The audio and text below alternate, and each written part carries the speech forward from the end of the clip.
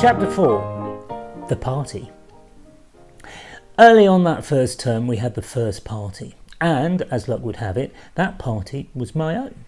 Naturally, it cemented my soaring reputation as boy about Girlsville.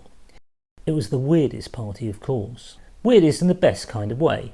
Weirdest mostly in retrospect, because it was also at that time, in retrospect, the best party I'd ever had. And I've had some corkers. Everything was like it was in the books. Well, one in particular. It was a Ladybird book called The Party. Almost as good as Tootles the Taxi. I'm Tootles the Taxi.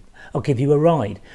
Pop up your hand, then jump inside. Just watch the meter, you'll see the fare. Distance no object, go anywhere. These books really were that good. We experience like adults, we feel like children when you're a child. Trite and cheesy to an adult, a parent maybe, but to a small child, the taxi's his friend. For real, that taxi's a good-hearted, fun, cheery taxi.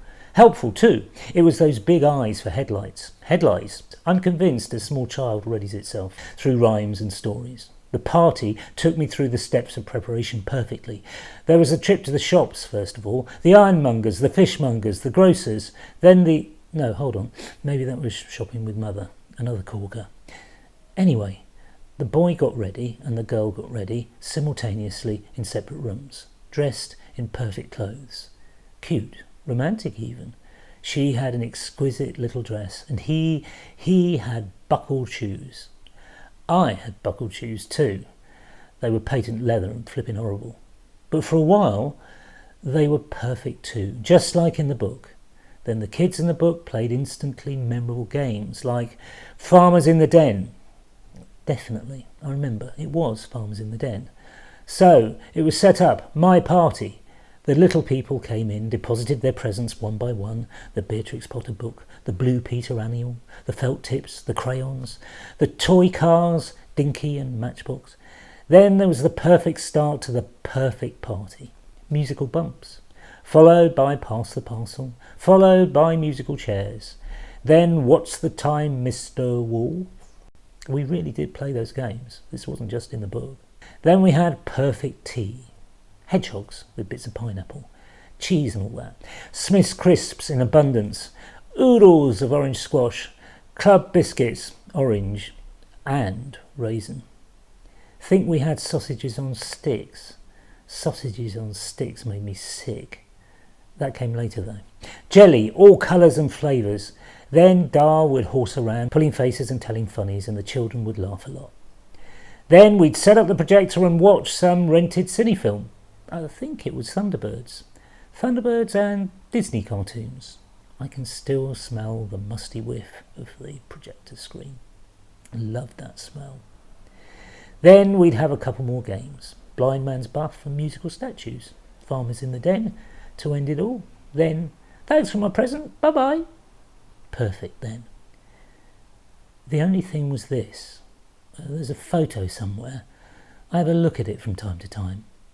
Every time I get this unnerving feeling that it's not actually true, it didn't happen.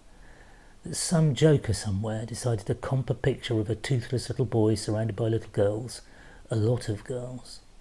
What makes it real, though, is that I'm the only one actually looking at the camera. That makes it real. It's like I'm saying, isn't this fun? Me, surrounded by pretty girls. Me, the centre of it all. The Farmers in the Den, with not one wife, but 20. But you don't have this at your school. Odd. Totally odd. It made complete sense at the time.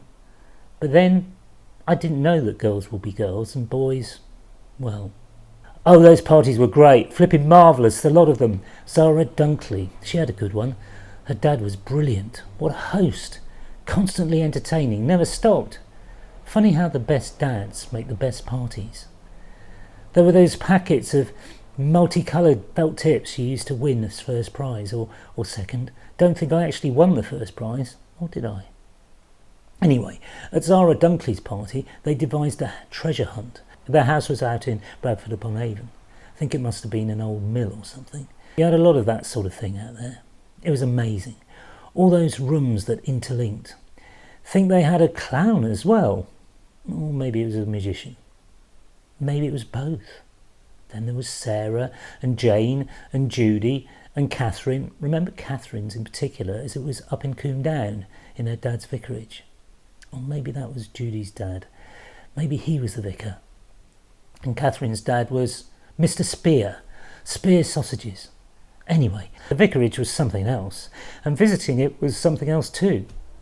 All the houses were big and old, with character, and all the parents were warm and welcoming, and didn't seem to think it odd at all that there was only one boy invited. There really was a lot of love in those parties. Parties sealed relationships. You kind of felt loved by the parents too, even though you barely saw most of them. Love wasn't a smothering thing. It wasn't a pat on the head thing either. Love was just there, warm, constant. People were friendly. They seemed to know who you were and why you were special. The girls were no different. They were special too. I always remember one in particular coming to the present room at the beginning of my party. Jane Bacon. Don't know why it was her in particular, but I always remember a kind of silent, very respectful affection as she passed me my Blue Peter Annual 1969. Same with her mum. That was real friendship, I think it was. It was warm, sincere, loving, taintless. The kind of pure friendship never attained in adulthood.